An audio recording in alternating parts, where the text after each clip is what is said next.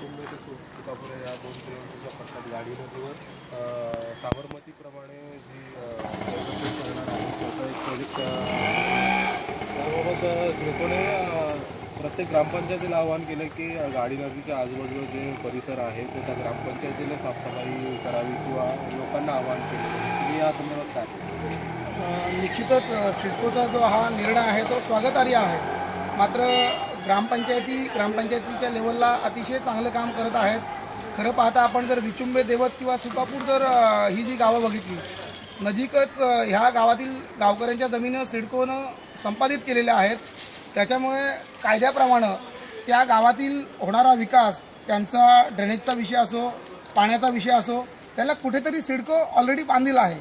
आपण बघतोय की 1971 सालीपासून सिडको आलेली आहे.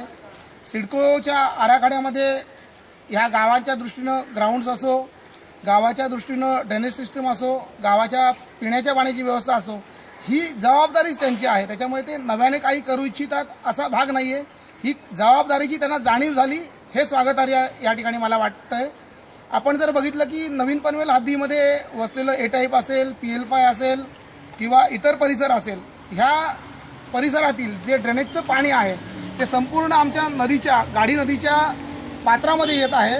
आणि ही गाडी नदी जी आहे ती दूषित होण्याचं कारण मुख्य जे आहे, तर हे जे दूषित पाणी येते ते मुख्य कारण आहे. या पाण्यावरती आम्हा मंडळींची शेती चालत होती, या पाण्यावरती आमच्या मंडळींची मासेमारी चालू होती. तर हे व्यवसाय देखील त्या ठिकाणी बुडीस आलेले आहेत. आणि कुठेतरी सिडकोने या ठिकाणी भूमिका घेणं गरजेची होती. आज सिडको घेऊ इच्छिते, पेपरवरती तरी ते सांगत आहेत की आपण करतोय. ग्रामपंचायतीच्या वतीनं त्यांचं स्वागतच आहे. आम्हा मंडळींकडून निश्चितच त्यांची जी अपेक्षा आहे, आपण ग्रामपंचायतीनं सुकापूरच्या वतीनं सांगत असताना किंवा पनवेल पंचायत समितीचा माजी उपसभापती म्हणून सांगत असताना आमच्या ज्या हद्दीमधील ज्या ग्रामपंचायती आहेत त्यांना आम्ही निश्चितच आवाहन करणार आहोत. कारण आपण बघतोय की हा प्रोजेक्ट करत असताना नदीचं पात्र स्वच्छ राहणं ही भूमिका ठेवत असताना आपल्याला कुठेतरी ड्रेनेजची व्यवस्थासुद्धा करून घेण्याची जबाबदारी आहे. सिडकोने ते करणं गरजेचं आहे.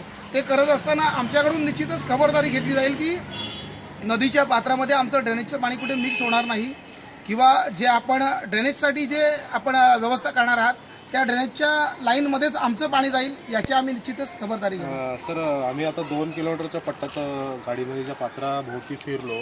ठिकठिकाणी आम्हाला ड्रेनेज नदीपात्रात सोडलेलं दिसलं, डेंब्रीज नदीपात्रात टाकताना दिसलं. त्या संदर्भात तुम्ही